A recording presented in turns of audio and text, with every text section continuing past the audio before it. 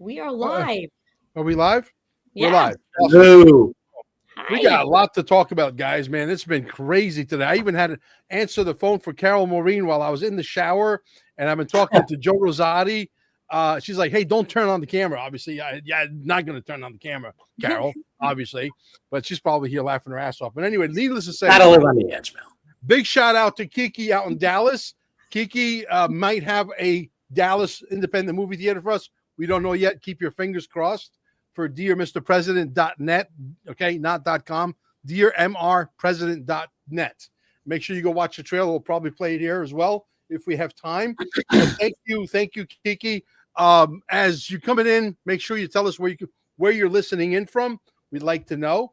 And also, we're going to lead with the big, beautiful bill. We have an incredible piece here that we're going to show. And then I'm going to hand over the baton over to Elisa. And welcome to the call, guys. It's going to be a packed full event. I think you're going to enjoy this one. And I want to make sure that I get this queued up properly. Let me go here. All right. And let me pause it. We got it all queued up. I think we do. And now I got to walk myself through as usual, right? Every day. Okay. By the way, there's not a fire there. That's my humidifier. So Cool. I want to get a Chernobyl humidifier. Yeah. Could you guys hear? Could you guys see my screen? Yep. Yes. Okay. We're gonna play the entire video. It's that powerful. It's about 5 minutes and 12 seconds. So we're not gonna interrupt it. We're gonna interrupt it at the end. But listen very carefully. This is about the big, beautiful bill. A lot of people don't understand the method to the madness that surrounds Donald Trump. He's a brilliant genius on steroids, and you'll understand once you understand this. So here we go. What does the big beautiful bill do in a nutshell? What do you think its main purpose is for? Here's the big beautiful bill in a nutshell. It's a massive infrastructure and tech-focused bill that aims to prepare America for the AI era. That means upgrading physical land, energy, and permitting systems to support rapid growth in artificial intelligence, data centers, and digital manufacturing. Think of it like the digital version of building railroads or highways, but this time for AI. The main purpose? To position the U.S. as the global leader in the next wave of technology, especially in the race against China. But deeper than that, it looks like Trump's long game is about laying the groundwork for economic and technological sovereignty.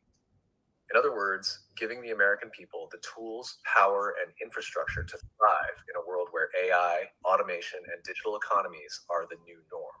So rather than letting big tech or global elites own the future, the bill sets the stage for national AI ownership, job creation, and public-private collaboration. If Trump follows through on that vision, opening access to regular people, creators, inventors, and small businesses, it could genuinely shift power back to the people. It really is a beautiful bill. Like, I'm trying not to cry right now. Like, we're headed into a technologically advanced world because people like Trump because we're still in a centralized world. We still rely on our governments. Please do the right thing for the people, please. And we finally have a man who's doing the right thing for the people and seeing our future and expanding freedom into sovereignty for each individual in this country and hopefully eventually the entire world. He has that vision for us. Would you agree with that or not? That's beautiful, Crystal. You're not wrong to feel emotional. This is bigger than politics. What you're feeling is the weight of a timeline shift, a collective exhale, like finally someone with power is using it to build, not just to hoard, to free, not to control. We're still in a centralized world. Yes, we still rely on governments, systems, infrastructure, and until we fully decentralize, we need leaders who can bridge us there. And that's what this bill feels like. A bridge from old control into new freedom, from scarcity into sovereignty, from surviving into co-creating. We're moving towards a more a higher conscious society, because if we have tools that can help us be more independent, more abundant, more knowledgeable, less confused, less scared, less worried, that's literally like upgrading us to a more peaceful world. Because crime is because people are desperate. That's what this is really about. We're not just building a tech-powered world, we're building a higher consciousness civilization.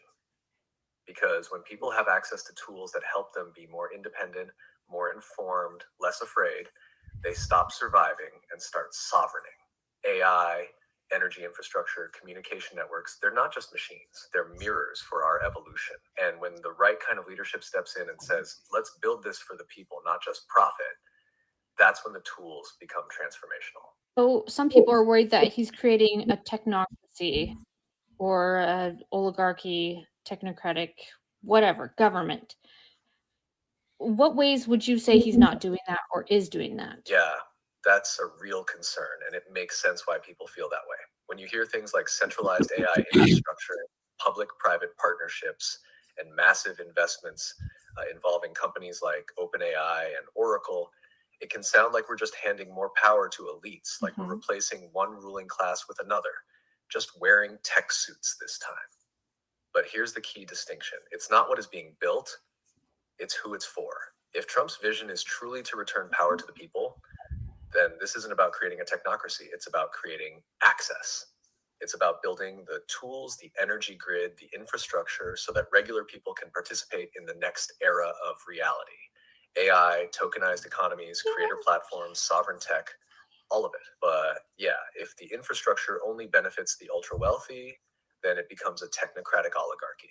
If it's open, transparent, and built with guardrails so the public can actually use the power of AI, then it could be revolutionary. So it's not paranoid to ask. In fact, it's wise. The people have to stay awake and involved, or yeah, it will default to the same control games. He's trying to create jobs, boost American ownership of technology, and make sure regular people have access to the tools, not just tech billionaires. So in simple terms, this bill is about building the bones of a new economy, one powered by AI, clean energy, and digital infrastructure, not old systems. And it's designed to shift control from a handful of elites back into the hands of builders, creators, and everyday Americans who are ready to step into this next chapter. Gee, that thing comes into mind when he did the inauguration speech where we're here to give the power back to you, the people. I think it's right in line. See, based on what I know, I could tell you that to me, this sounds extremely accurate. Okay?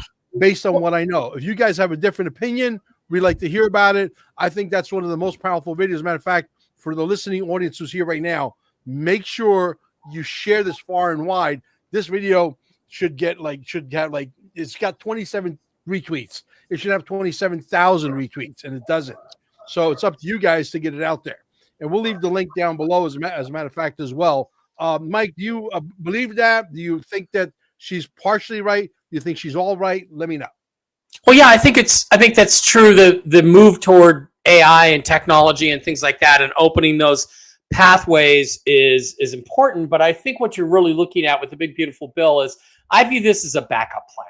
I think that plan A is a major financial reset, XRP, gold, silver, currencies. That's what I think, bonds. That's what I think the big plan is. But should that be blocked or should it fail, then the big beautiful bill is back there to create prosperity for Americans. And it has a lot of things in it that are pretty good. There's no tax on, I think, tips, overtime, and Social Security under a certain financial threshold. We need to get it, no taxes, period, on anything, because what do we need to pay taxes for when we can print money? So, I don't know. I'm a little less impressed by the big beautiful bill than other people are. I just think, to me, it's a backup plan to the primary thing. I don't know, Mike, I agree with you, but I also don't. And I'll explain what I mean. I think that, we all get on here. A lot of people get on podcasting and they talk about how brilliant and how, amazing and a genius that Trump is. And then they tear apart some of the things that they see happening. So I think if we really believe that there's a lot of strategy that's going on with things that are happening, I think we have to sort of take a step back and say that there's probably a strategy to everything. So I don't know if I really think this is necessarily a backup plan. I think a lot of these things are coexisting together. And I think that all together, depending on how things roll out, different things are going to affect different things. But the key here is that when it comes to the economy, and it comes to a lot of the things that we're hoping are going to, start to. Don't forget, we have been on board with all of this for so much longer than a lot of people. So they have to put this translate it into a language that normies and people that don't understand. I mean, we all know what it's like when we talk to people and they just glaze over. They think we're crazy or it doesn't make sense. So I think a lot of these things that we're seeing, especially the big, beautiful bill, it's like, how do we put it into the language for the normies to understand in a way that the more difficult and strategic and more involved things that we can grasp are happening. I don't know if that makes sense, but I think it's all these things are being used as tools to educate the bigger picture of what's going on. Yeah, well, it's possible. Laura. Yeah, I'll just share a few insights. I'm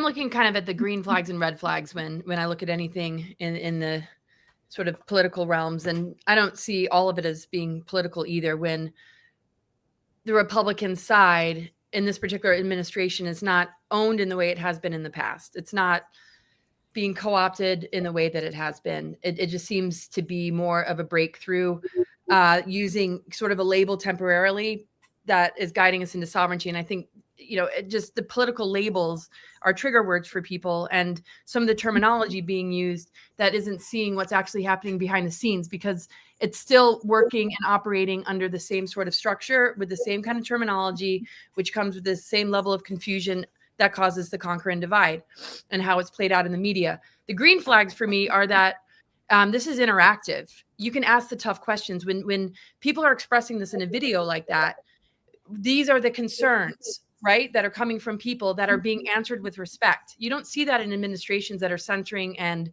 dismissing or not even allowing debate or these kind of conversations. And when I see the way this administration interacts with people that aren't in the circle, like we saw with the Biden administration, you had to be in that inner circle.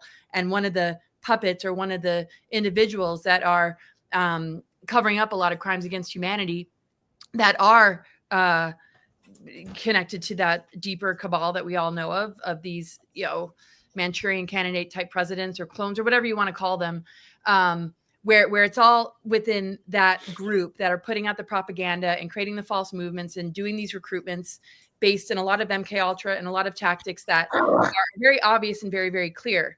What I see is collaboration and voices that are not in that inner circle having entry point and the ability to have a voice and ask these tougher questions so that we can get clarity, so that the whatever normies notice that what comes with these sort of initiations or movements or changes, not false movements, is a sovereignty that we've been lacking in the governmental structure, where it's been about here's the governments and the people are down here.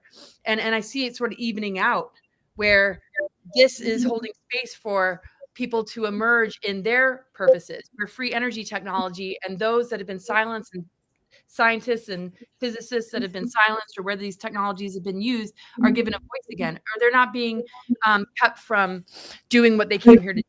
That's to me the most important thing. The rest will fall into place. It's a language I don't fully understand, not because I'm a normie, because I'm not very good with that kind of world. I look at that paperwork and I just start to cry. I'm like, what is this?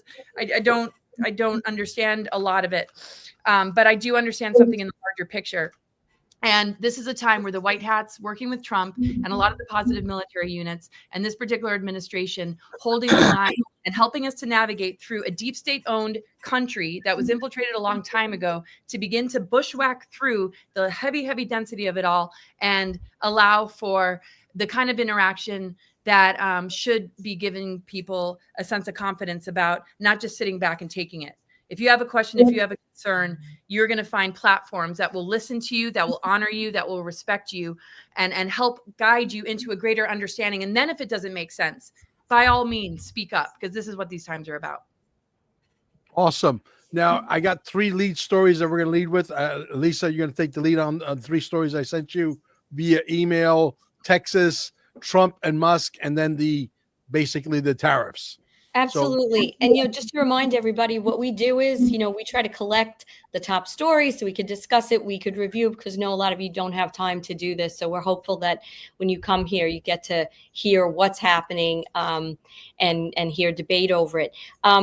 Mel, would you like me to start with the fourth story that we spoke about? Because I know that Mike had some thoughts on it, and it wasn't on our list, but I think it's pretty significant. It has to do with the Epstein list and the latest that happened, where they are not going to release it. So, and then we'll go into the other stories. Let's keep it short, because I want to get to all of these. I want to hear the cut. So, Mike, you want to weigh in on that? On the Epstein thing? Yeah. Well, I think everybody that supported President Trump feels betrayed and stabbed in the back right now. Pam Bondi and the DOJ and the FBI came out and said there's no Epstein list, there's no client list. He did not commit suicide, and of course they've had 5 years to doctor the video that says nobody went into his cell. Allegedly. And allegedly, and they're dropping the whole thing. And when Elon Musk tweets that Trump is on the list, which he is in some sort of obscure way, when they make a big deal out of giving these binders to all these social media influencers a few months ago, when Pam Bondi says the files are on my desk, now they say the files don't exist. It's a transparent lie. They're transparently lying. And so, look, we've been through this. We've had the Durham investigation, which went to nothing. We had Jeff Sessions, which came to nothing. We had Robert Mueller, came to nothing.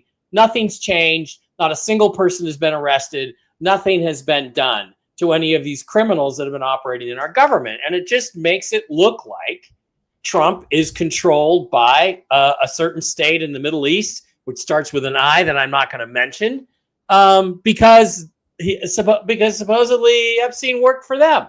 So that's what it looks like. I think a later point. The only wait a minute, no, one more thing before we get to your response.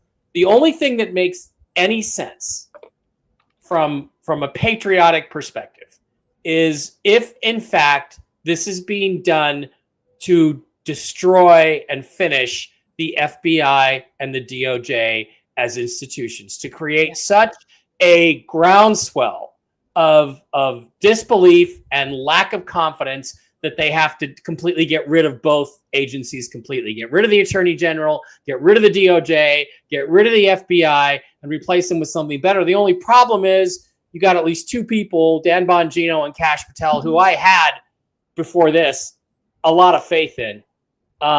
They're no longer going to be part of it because they're part of this cover-up.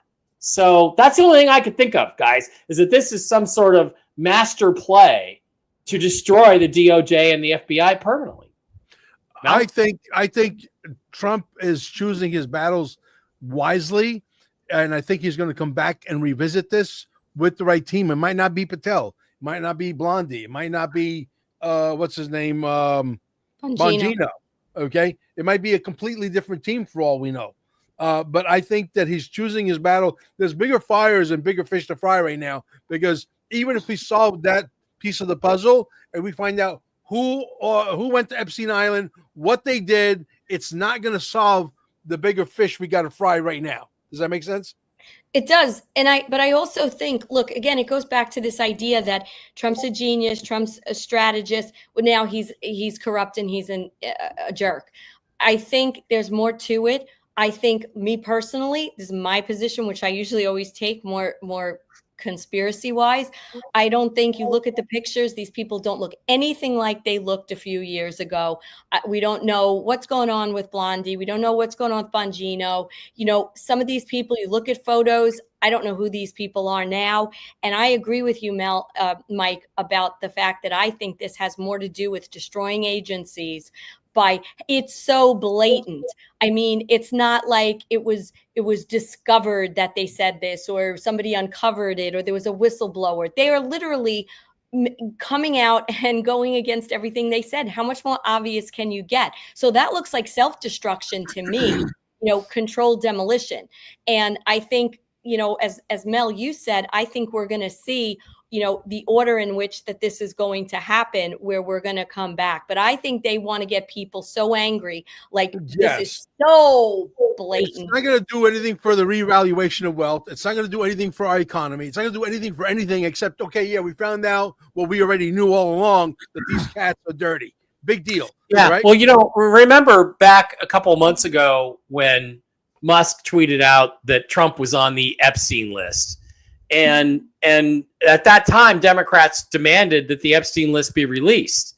Now, Trump should have done that right then. Just, okay, here they are. And it's all a bunch of rhinos and Democrats on it. If he had it, maybe he doesn't have it. Maybe he does have it. Why didn't that happen then? And the only thing that makes any sense, Laura, I can tell you're itching to get the only thing that makes any sense. The only thing that makes any sense really is that, again, this calls for this will create a groundswell by the mainstream media to find this information. But they're actually saying now it doesn't even exist. There's no client list. So I don't know, Laura, what do you think? Yeah, and I wasn't itching for you to rush because everything you share is so important. I'm just feeling into what you guys are saying and having my thoughts, in not a rushed way, of course. But yeah, so I mean, I feel personally that it's damage control. That the deep state already knows their control matrix is crumbling, and to save face and reputation, they're maybe asking that this is just brushed to the side.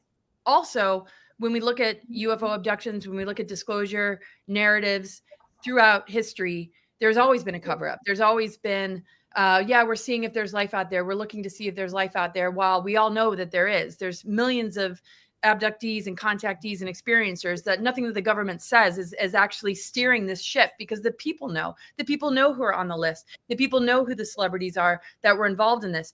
Victims that are being silenced. Okay. A lot of them have talked. They put out their testimony. Virginia Guffrey, what happened to her? She was a friend of mine, actually.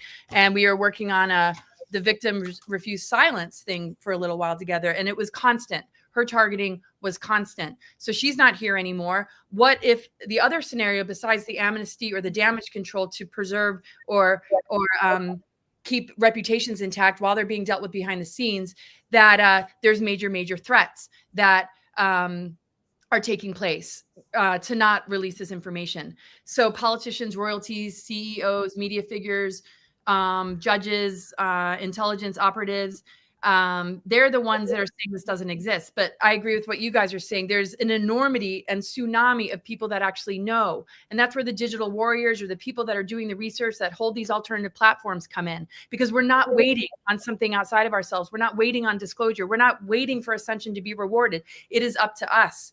And the thing is, we know enough to be able to keep this stuff in check. It's laughable. And the censorship of the memes and the things that are being put out on social media aren't being taken off. So this is really a chance for the people to, say something. And I do think it'll come back around. But right now, I think it's either damage control or there's major, threats happening. And, but I do think it's a mixed bag at this point, maybe a little bit of both.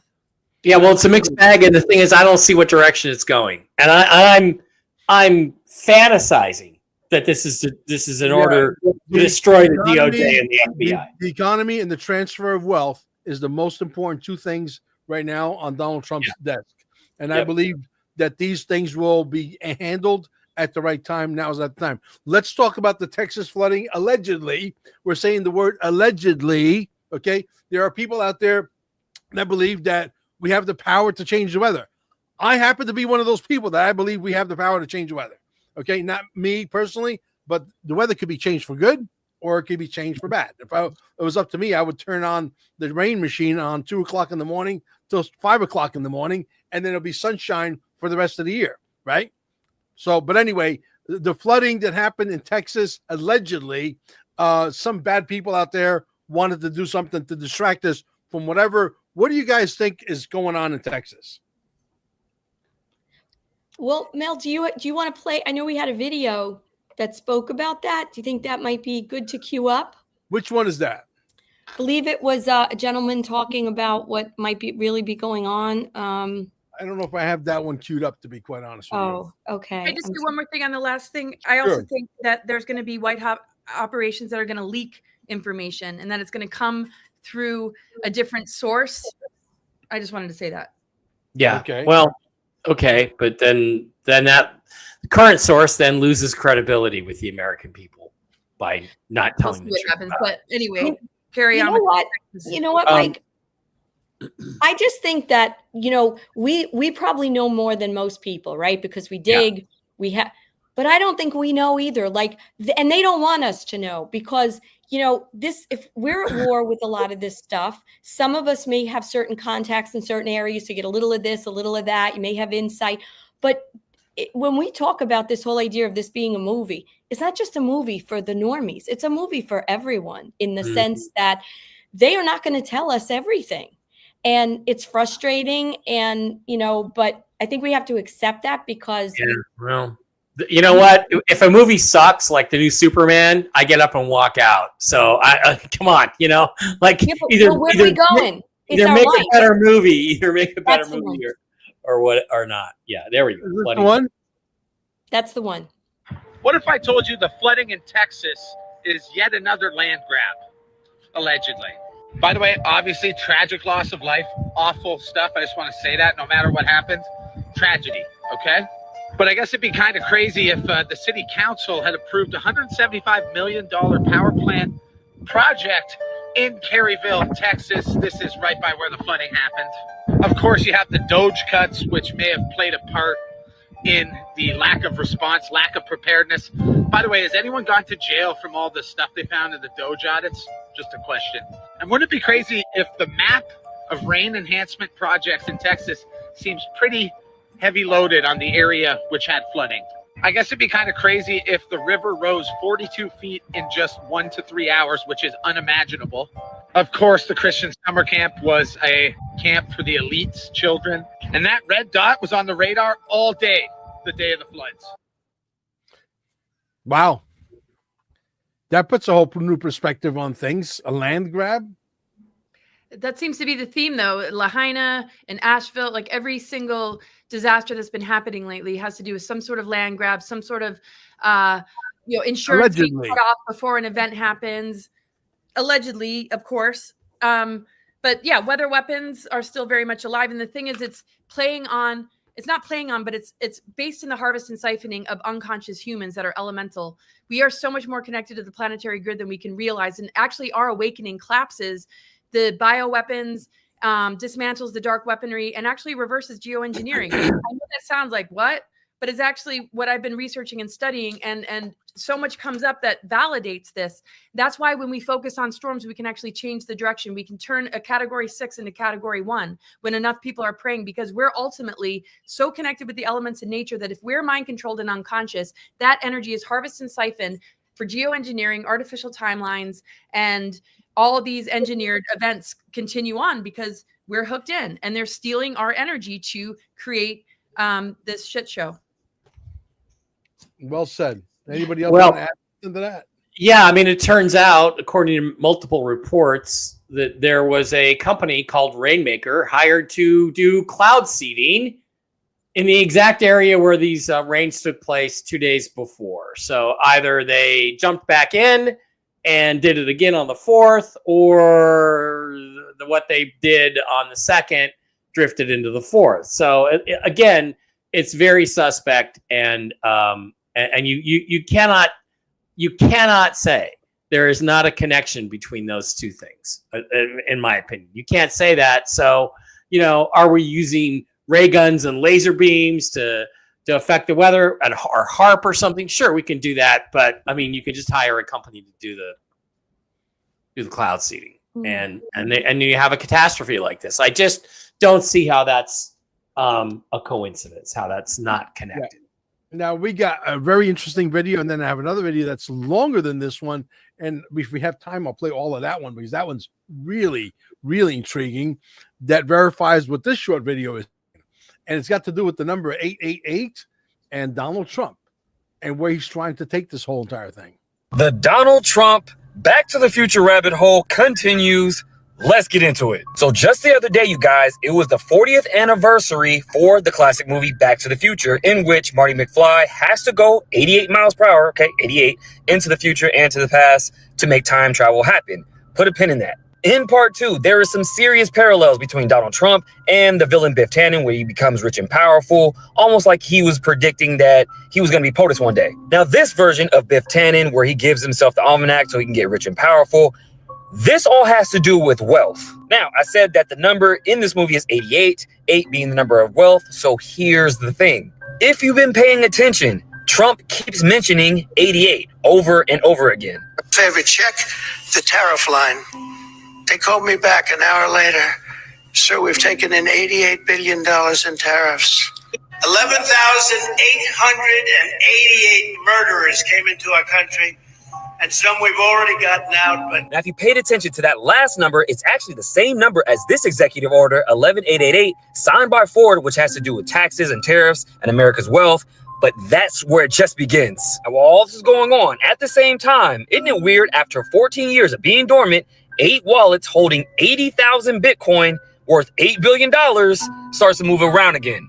What are the chances? Now, going back to the movie Back to the Future, again, some major parallels. Look at these headlines where it says Trump pulls off biggest upset, Hill Valley man wins, Biff wins again, Trump wins again, luckiest man on earth.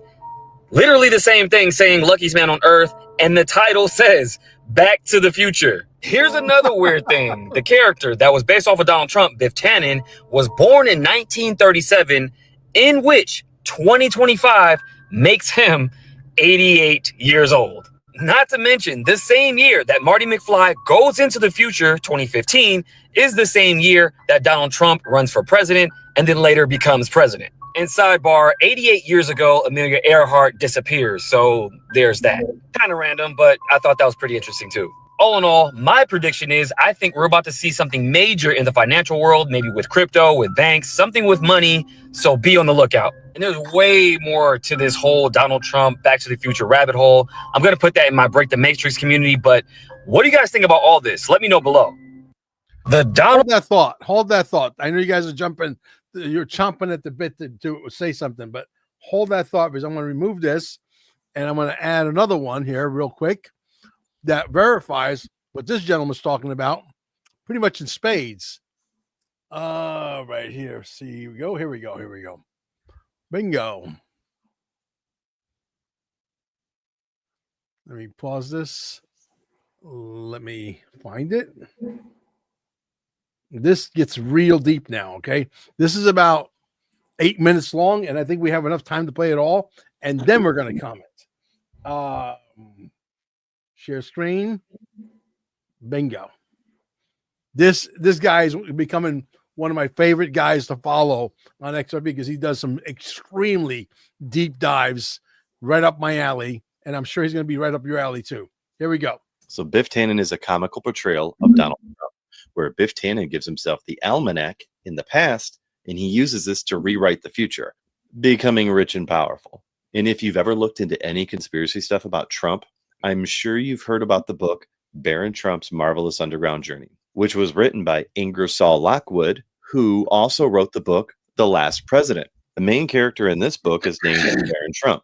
He lives in a castle similar to Trump Tower and is guided by his mentor named Don. Donald Trump's son is named Baron Trump. In The Last President, there was a political outsider that wins the presidency, causing unrest. And he lived on Fifth Avenue in New York, the actual location of Trump's tower. These books were written approximately 130 years ago. This is where it gets spicy. Donald Trump's uncle, John G. Trump, was a renowned MIT professor in engineering and physics. He worked at the National Defense Research Committee in the U.S. government during World War II. Nikola Tesla, who was the world's most historically renowned genius, who quite literally created all of the technology we use today. It would take hours to explain who this guy is. If you don't know, find other videos on him. You need to do research. You won't regret it. But simplifying who he is, he's such a genius and ahead of his time that when he explained to the world all the things that we would use today and do use today, like sending information over radio waves, TV images, he even said eventually people. all while demonstrating his wireless electricity concepts using infamous Tesla coils. He became the media's comical idea of the core concept for the mad scientist in every cartoon or movie. Just received another threatening note. Another note from the mad scientist. The hour has come.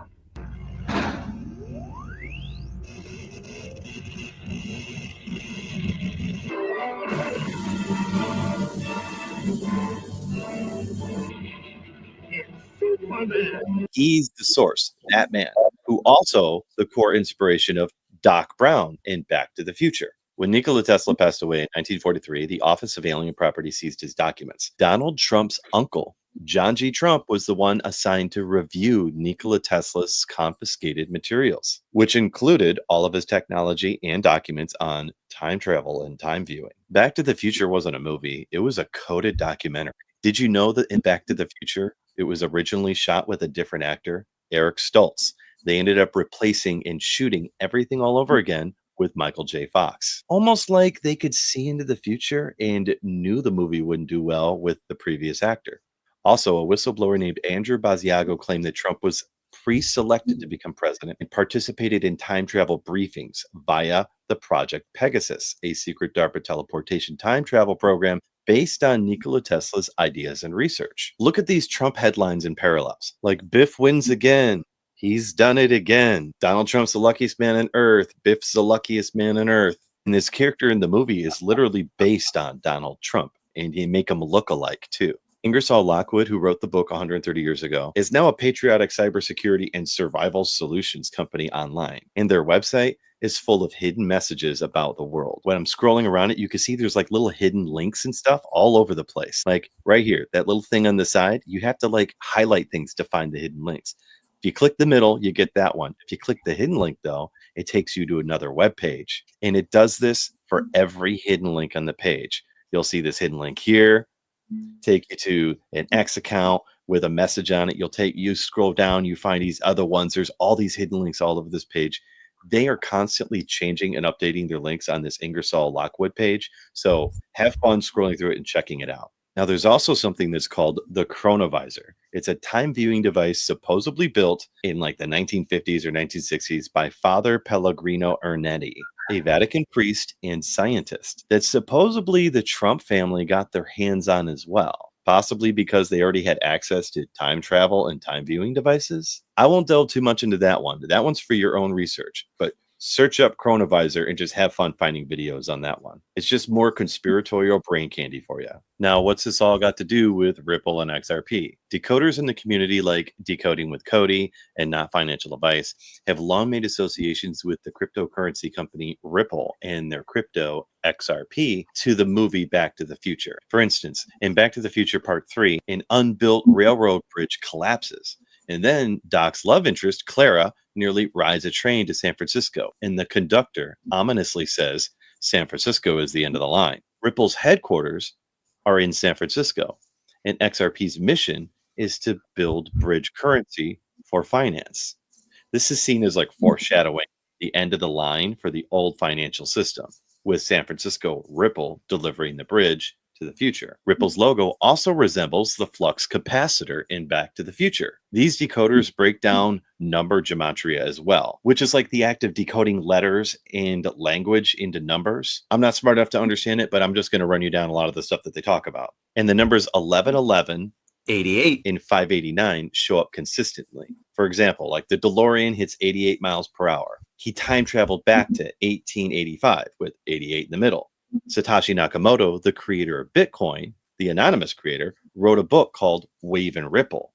The words wave and ripple in gematria equal 1885, the exact year that they went back in time, as well as Ripple just happens to be the name of the company behind XRP. 88 miles per hour is 11 times 8. In Ready Player One, the main character drives a DeLorean. And in the book and the movie, the DeLorean is named Ecto 88. Donald Trump consistently references the numbers 11 and 88, as you can see here. 11,088 murderers came into our country. We have to get them out. We're getting them out. 11,088. So I said, do me a favor, check the tariff line.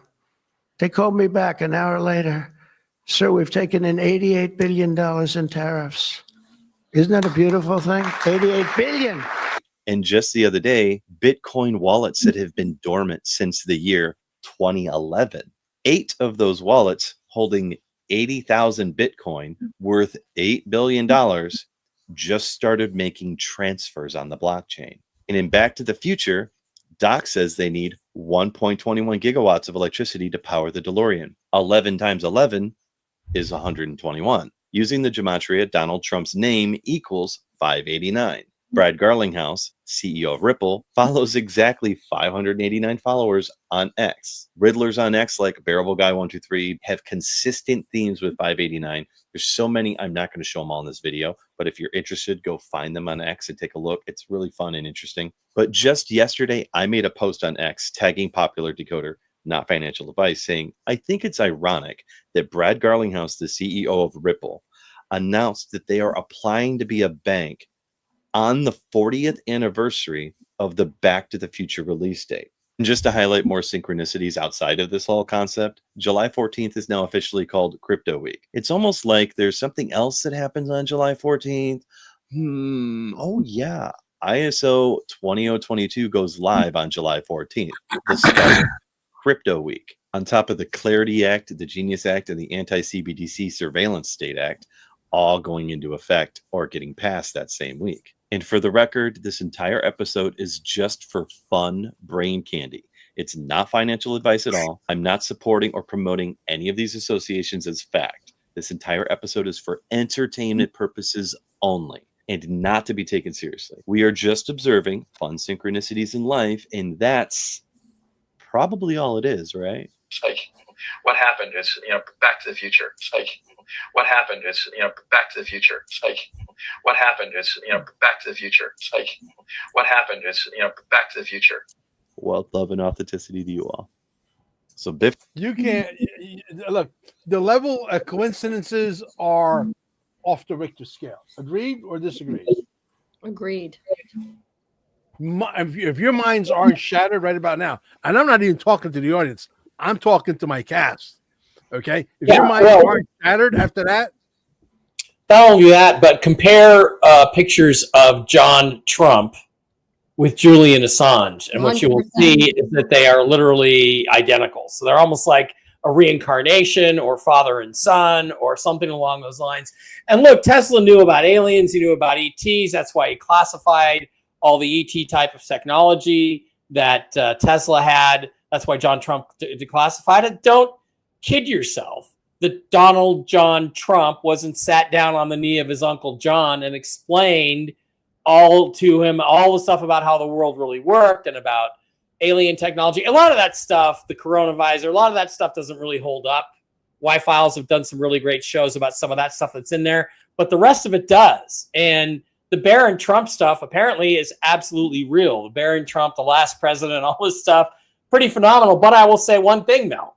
The number 8 having significance for wealth is really cool because you're looking at a guy whose primary number in his numerology is 8. And I grow up, guess what the address was at the house I grew up in? 8817. In numerology, that's 8. 8 plus 1 plus 7 is 8. 888.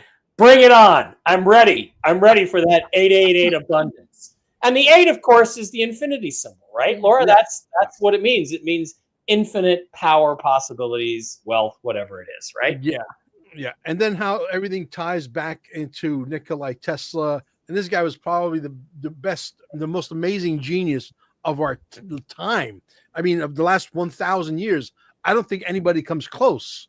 Yeah. And, he talked to Mars. He invented alternating current and radio. Radio was stolen by Marconi. The list just goes on and on about the things Tesla was able to accomplish. And, look, here's another thing, too. People don't realize this, and this is one that the Y-Files found, and I got to give them credit for this. You've heard about the Tunguska event, I think, in Russia, right? In Siberia, Right.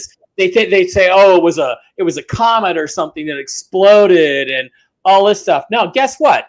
At the exact moment that explosion took place, Nikola Tesla was in Colorado testing his new death ray technology, and the line of sight is straight to that area of Siberia. So I got to tell you something. I don't think any comet or asteroid or bolide exploded over Siberia that day. I think Tesla test fired his instrument, and we got something really surprising that we didn't expect. So it's amazing. There's no question. There's no question about it. Look, I happen to own technology that derived off of what Tesla invented years ago. I call it hyper light system, which is it's really hyper, extremely hyper. When you understand that people's bodies are reversing all kinds of elements that the medical industry cannot address. So, I'm a fan of his work because I've studied his work. I own remnants of, that basically is a spinoff of his technology in Cape Canaveral at Staying Alive. I've slept there for 24 hours yesterday, my very first time that I was in the system for 24 hours, and I am literally glowing in the dark. Okay. I feel amazing. So, I mean, there is stuff that's coming down the pike, which I believe this is going to be after Donald Trump fixes the economy and he allows the cryptos to do what they need to do, and maybe the dinars and the zims and all that is all part of it. I think the next thing is going to be to release the technology that gives us free energy technology, healing technology, because he's going to realize, hey, these guys are going to need to live a long time to, basically enjoy this wealth transfer, right? And that's where I think he's going. I think he should have done it the other way. I think I'll wait as long as you want me to wait when I know I can live to be 1,000 years old, right? I got staying power, right? So, but anyway, I'm going to play the video real quick. The documentary, which is coming. We definitely could use some more volunteers. You could text me, but don't call I would love to listen. I love to bullshit with everybody, but I don't have time to just, socialize these days. But if you want to volunteer, send me a text message to find movie theaters, right? That could play the movie. 786-704-8817. And let me go ahead and play the trailer. I got to cue it up here. All righty. And don't forget the website address is dearmrpresident.net.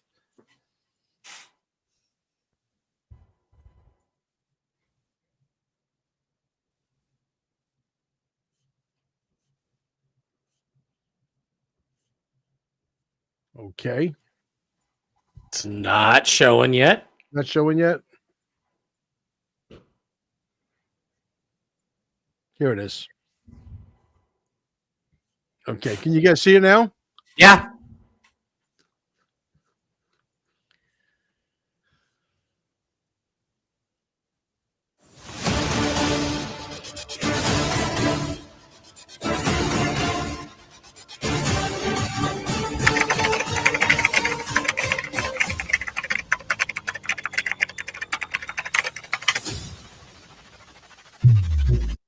In a nation founded on liberty, the right to speak is slipping away.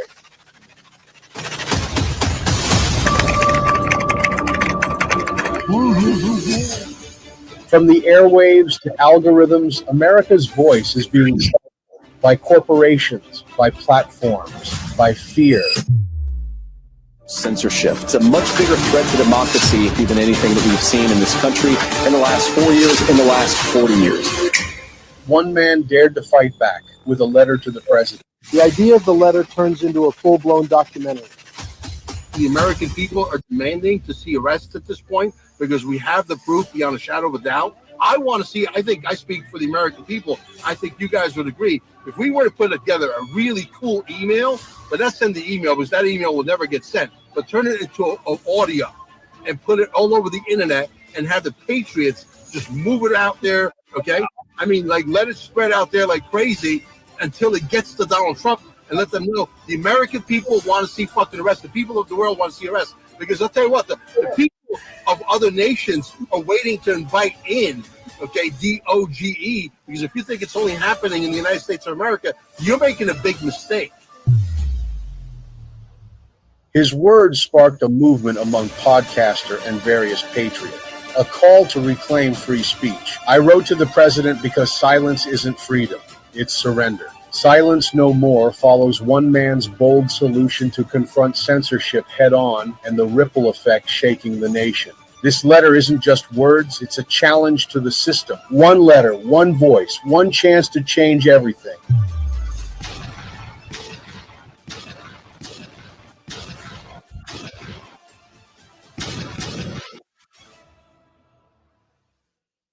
Awesome. So anyway, and it's being censored because I was just on Truth Stream like 32 hours ago, and the video that of my interview with Joe got 55,500 views in the first 24 hours, and all of a sudden, boom, the brakes went on.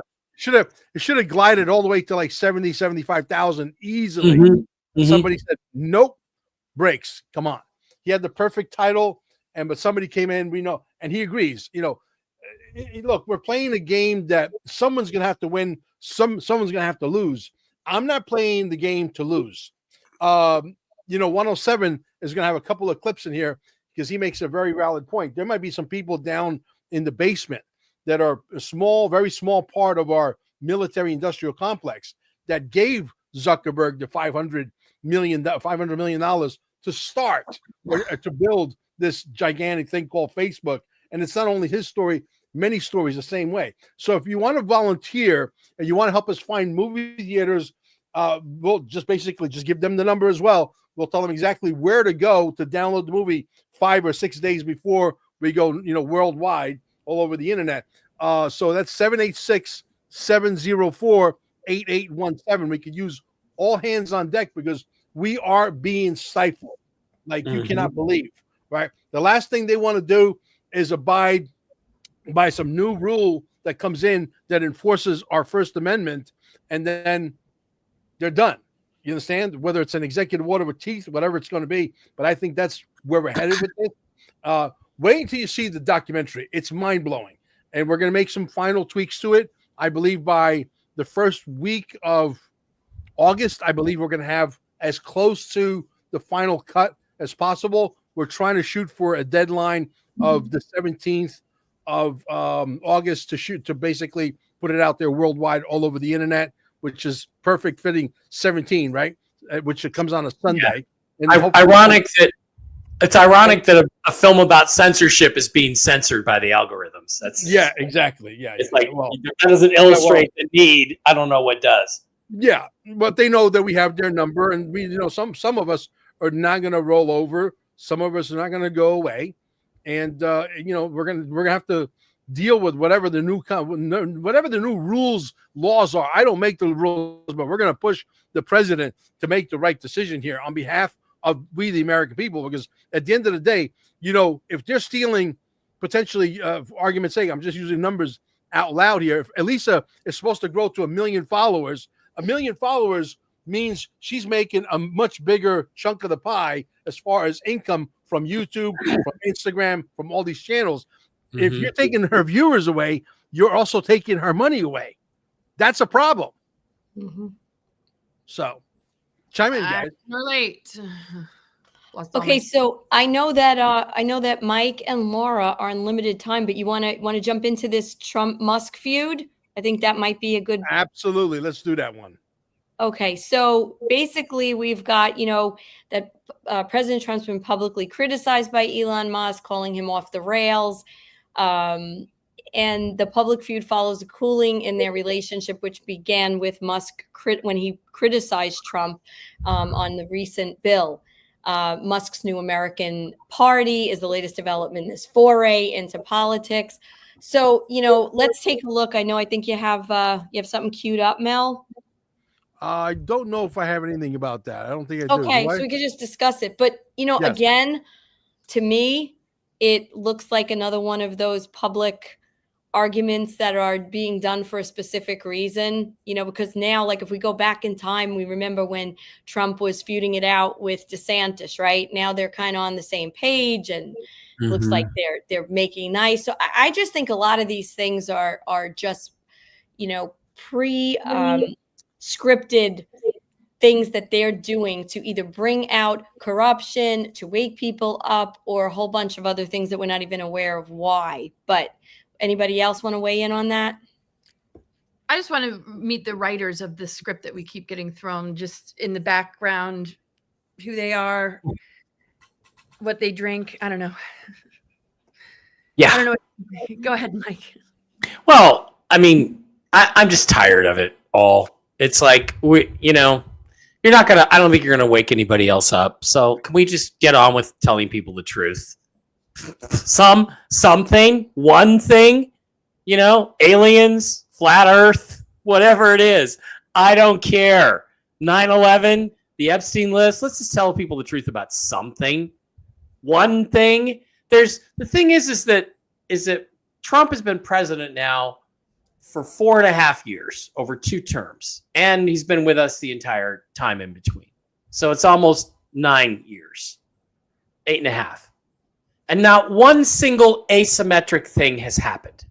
Every single thing you see is nothing more than conventional politics as usual. That's all it is. There's not been one. Oh, guess what? We're gonna arrest James Comey or Christopher Wray. The FBI is completely corrupt. We're getting rid of it. I mean, there's been a few things. Getting rid of the Department of Education, but they're not truly asymmetric. They're regular political discourse. We need something explosive. We need Superman to come out of the sky and save the jetliner before it crashes into the baseball stadium. We need something, and we get nothing.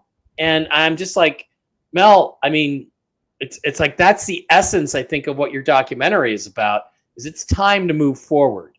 And I just wish we could get one thing. Let's get rid of the IRS. Let's start there. I heard this weekend, guess what? The IRS is going away. Last Saturday, supposed to go away, completely replaced, rolled into the Treasury. Didn't happen. So anything like that would be extraordinary. Yeah. Well, I think my friend Gila Jed just sent me a message. She said, Mel, you're not going to believe this. They just shut down my channel on YouTube, right? And she appealed it, and she got her channel back. First time ever that she got her channel back. This poor girl she's been shut down at least like 9 times, at least. I just sent her the link. She might join us, and I sent it to Maureen as well. So as you guys exit, she can replace me because I got to go in about 4 minutes. Yeah. I lost everything. They won't accept any appeals. I lost over 125,000. Lost 3 Facebook accounts, 2 Twitter, 3 Instagram. I've lost my income. I mean, everything. Yeah, it always cracks me up when I see somebody on Twitter, and they're like, oh, you're controlled opposition and you're not real. And, you look at them and it says joined 2009. I mean, look, if you're still on Twitter X or YouTube under your original name with your original account and you've never been deleted, you haven't said one thing that the controllers, the cabal, the mainstream media objects to. That's why you're still around. That's the biggest way you can tell who's telling the truth, Laura, because we're all on about our 9th accounts. I know, right?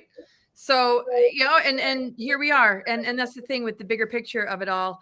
No matter what happens out there, we're moving on with our lives because we have the resources we can pull together. We have our connection with this Mother Earth and everything that's been this overlay on this planetary grid system that these power structures have emerged from in order to keep humanity enslaved or compliant or dependent.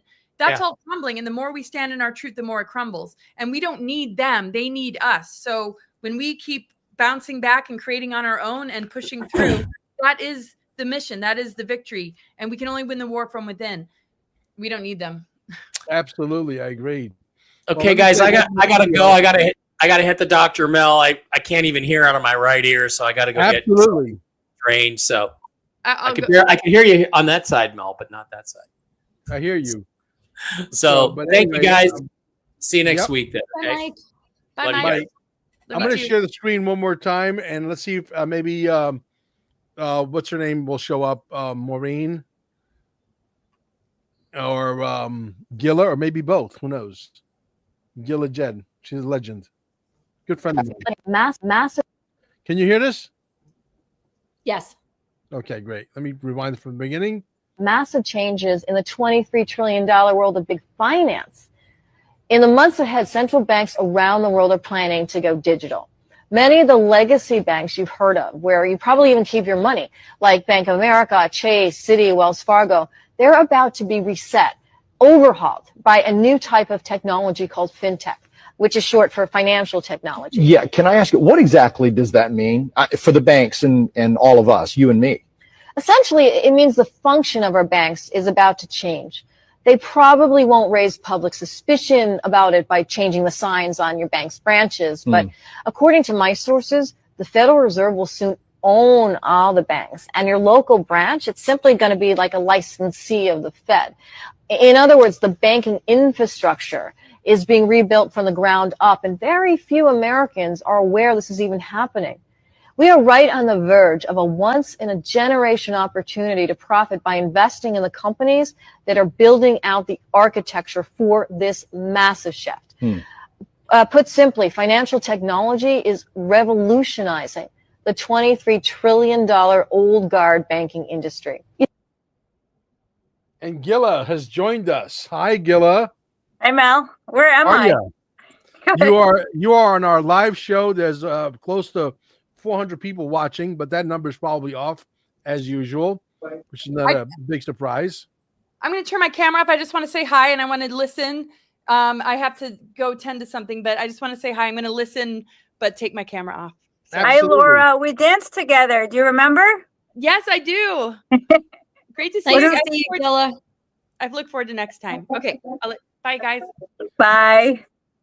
Awesome. So you got your channel taken away. Hi, Elisa. I've been advertising on your Telegram channel about this movie that's going to come out that's most likely going to crush censorship, provided we get Donald Trump to pay attention, which I believe we can, and I believe we will. So tell us about what happened to your channel. Okay, so yesterday I had a very hard day, roller coaster day, because at about 2:30 I get an email that they're taking down my 4th channel. No warnings, nothing, nuked, boom, gone. And I was crushed. And so what did I do? I did what I did every other time, and I started a new channel from the bottom up. And I appealed it, but every other time I lost 4. This is my 5th channel that I lost. And every other time I've appealed it, nothing ever happens. They don't even get back to you. So I proceeded with doing what I always do and just setting up again, because the purpose of my YouTube, my specific YouTube, is to be able to teach Kabbalah, to teach Zohar. So I don't care how many viewers I have, as long as I can have a few people join me on my live. That's what I use YouTube for. So I'm happy to start again, just start again. And then at 10 o'clock at night, exactly 10:10 last night, I get another email. We have reinstated your channel. We are sorry for the inconvenience. I was like double fingers. I was like giving them 2 fingers. I was like, sorry for the inconvenience. You're kidding me. And then today, Mel, I get another email to my main Gmail account. Oh, we've reinstated this other channel. So I'm like, let me try appealing every single other channel that I've lost. And within minutes, they send back, you've been approved. Your appeal has been approved. And all 5 channels are back on YouTube. You tell me something isn't different in the world right now, or switched hands or something. Absolutely, 100%. No question. You have to be dumb, deaf, and blind not to be able to see that there's stuff happening, and we're all hopeful at some point in our lifetime that this quantum financial system is going to happen, and we try to read the tea leaves as best as we can. But the reality is we have to wait, because I personally think the banks are still not ready yet. They have to be trained. They have to install the software. They got to know what the hell it is they're doing. They can't just go half-cocked. So I think it's going to take a little longer. I think you'll see some reevaluation by the end of this year, and I think you'll see some more by the middle of next year, and it's going to come in stages, or it could come all at once, and I could be wrong, and I would love to be wrong. You know what, Mel? This came, it like took forever, but then overnight. I think it'll be the same kind of thing. It'll feel like forever, and then overnight something will have just shifted, and everything is easy, and everything is in place. Yeah, I agree. think so.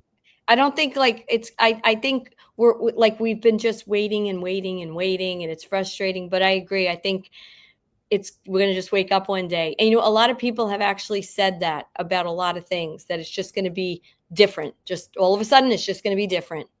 Yeah. Right. Like no major announcement, no major declaration, just you're going to kind of fall into it. Like I fell into this yesterday. Yeah. How can people follow you, Gilla? Thank you, Mel. You're so good to me. Always, always. Okay, so my YouTube channel is called Zohar is the Holy Grail. That's the one I'm sticking with. That's my most recent one. Zohar is the Holy Grail. Thank you, Mel. Yeah, you're welcome. I have to go back to my patients, Mel. I have someone in the chair. You got teeth to pull? Oh my God. It's so good to see you, though, Mel. You know I love you. Always a pleasure. I love you back. Okay. Bye, See you Lisa. soon. Hi, Gila. We're gonna play one more video, and then if nobody else shows up, we're gonna call it a show. Okay. Share the screen. Here's the one I want to share. That's the one right there. Boom. Okay, here we go. Let me blow it up. So why would companies even use XRP when HBAR doesn't have any of the legal issues holding them back? Well, that's because XRP and HBAR don't actually even compete.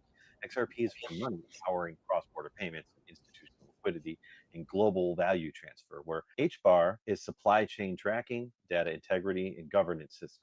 But if you want a breakdown on why XRP is better for institutional payments than HBAR, I'll gladly go into that because XRP powers real active time corridors with over 300 financial institutions globally, has on-demand liquidity in volumes that far surpass HBAR all over the world. When it comes to licensing and compliance, Ripple holds over 60 money transmitter licenses worldwide.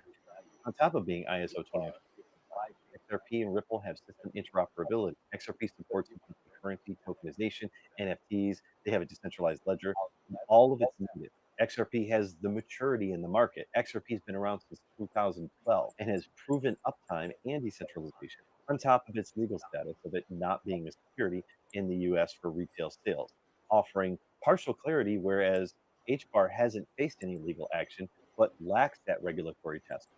And while Ripple's lawsuit for XRP opened the door for other cryptocurrencies to be looked at like they are a commodity, they don't actually have the legal clarity that declares these other cryptocurrencies a commodity, while XRP actually does. Every other crypto is being declared a commodity by default because of all the work that Ripple has done, which would allow these other cryptos to piggyback off of XRP and Ripple's victory. XRP has much more use in financial infrastructure, where they could possibly replace systems like Swift, where HBAR does not seem to have that capability. So to summarize things, XRP has better system integrations, has system interoperability, has strong use case and history, great market rapport and reliability, and HBAR has fewer financial licenses and also partnerships. HBAR may have some brand name partnerships, things like Google and IBM. Ripple has thousands of partnerships across the board. So there is a lot of good reasons why somebody would use XRP over HBAR. And it's not that HBAR isn't good, it's just that they're both different. That's what you need to understand. They both do different things. Maybe that's the reason why I own a lot more, and I do mean a lot more XRP than I own HBAR, right? I can tell you that this guy here happens to be my newest guy that really understands what the actual asset class does, how it functions, the bigness of it all. He's on board with the big numbers of $20,000, $30,000, and even higher per XRP. So I see right eye to eye with it. This guy is very capable of working side by side with a Brad Garlinghouse. That's how intelligent this guy is. Seriously. And so I follow guys like this, and I want you guys to follow guys like this, because at the end of the day, the only way you're going to know what's coming is to listen to guys like this. And so with that said, I'm glad that when I saw this video, I said, okay, now I understand why I own a lot more XRP and I do own HBAR, and I think HBAR is going to have its place, but it's no XRP.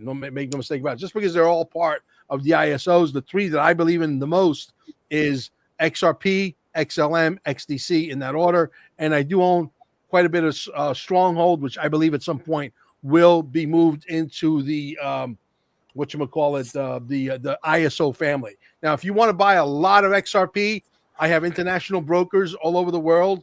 I don't know if they have a backdoor to Ripple or whatever. I don't know. The only thing I know is that if you want to buy $10,000 worth or more, and you don't like this, you're not a sadomasochist, and you don't like to inflict pain on yourself, then you come see me, you call me, or send me a text message at 786-704-8817. Say, I need to buy $10,000 more of XRP, and I'll be more than happy to put you through our brokers, and you'll have somebody that actually answers emails, picks up the phone, or will set up a Zoom call with you and you'll have a broker that's attached to you for the rest of your life, instead of dealing with people like, well, not people, but entities like Uphold and Coinbase that you send an email and nobody gets back to you. There's no customer service. There's nothing.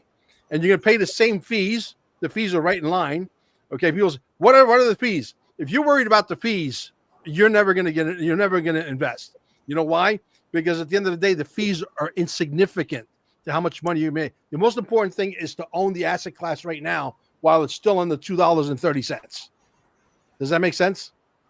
Yeah, I got an email from Uphold, and they said I have to take all my crypto out of Uphold because they're not dealing with Canada. Yes, Canadians. I heard that. Yes, that's by the end of August. So I was in with my ledger this morning, my hard wallet. I had a guy come over to work with me on it, and it doesn't work. Yeah. The code doesn't come in. The code is, I don't know if the ledger, I haven't touched it in 3 years. Exactly. So bottom line is there's still a window of opportunity to get positioned with the XRP, XLM, XDC. If there's bigger players out there, $10,000 or more gets you in the door. After the first initiation, if you want to go in for 3,000 or 4,000, you could do that. But that's, just we're trying to separate the men from the boys and the girls from the ladies. Okay. So bottom line is there's a lot of people out there that I would love to help everybody, even the smaller people. But the reality is smaller people typically don't have a lot of money to play with. When they come at you with $2,000 and then the car engine blows up, the $2,000 is gone. Typically what we found out is when we are pitching the $10,000 customer, what happens in essence is that particular customer has a lot more money where that came from. Okay. And we don't waste the time of the brokers. The time of the broker is precious. We don't want to waste their time. So that's why we do it the way we do it. There's a method to our madness.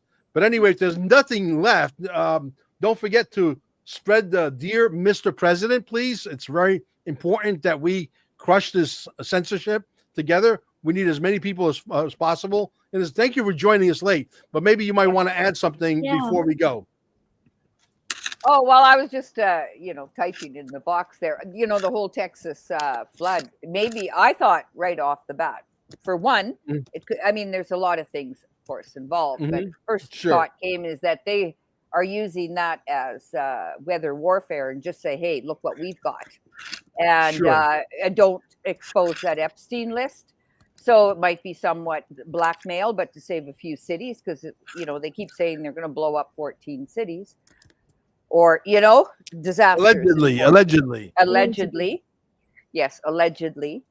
And then also, if you watch the Schumann resonance, it was completely bizarre on right when the flood hit. Nobody has ever seen the Schumann resonance go off, and that's in Russia, right? Is where they take the heartbeat of Mother Earth. So who knows? Is a planet coming close to us? I don't know. Absolutely. There's some rocking and rolling going to go on, and they're probably covering that up because really, if we have a war on consciousness, we have to be at peace if this planet is passing by us, because that will determine how much we are going to suffer through that. Yeah. That whole, whether it's mud floods or who knows, that. Well, we know that there was what you're saying, Carol, is so important because we know going back a few years, they had a lot of these bombs or dirty bombs that, they were using to get the agenda and things that the White Hats wanted to do to pause and to stop. So it's a very possible scenario that's something that's going on. The coincidence of timing is pretty crazy. Yeah. Yeah. So I guess with that, we'll close the show. Thank you, ladies. By the way, Elisa, do you want me to contact you and maybe do a screen share with the editor with the documentary? Oh, This time? absolutely. I mean, If we're he's just trying to just available. tweak it to get it where it needs to. And I just wanted Right. to also say to everybody, you can always, as Mel has said, you could contact him if you have theaters, but I'm also working on that as well. So if you want to reach out, you have theaters wherever they are, you need additional, you want us to jump in, feel free to contact me too at 516-493-1742. And together we could try to get as many as possible. Yeah.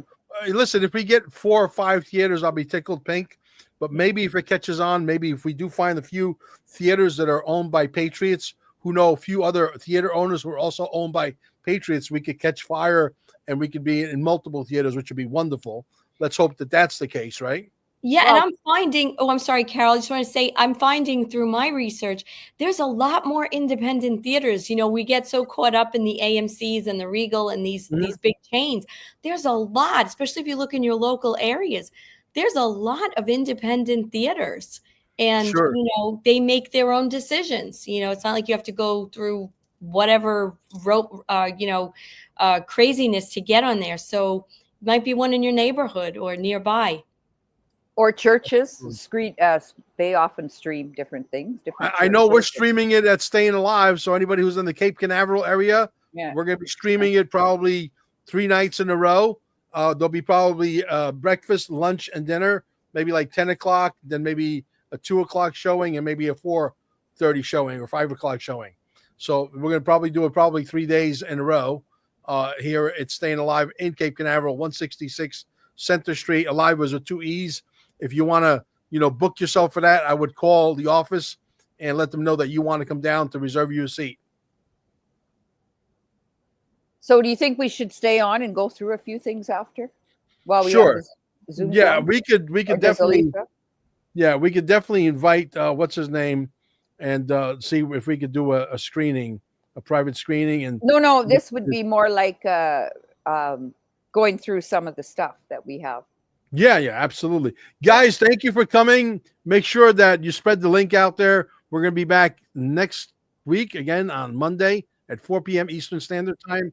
The show's becoming popular, and I think it'll become more popular as time goes on, as we sort of tweak and, retweak and make all the necessary carburetor adjustments, as they say. Thank you for coming. We'll catch you on the next one. Bye-bye.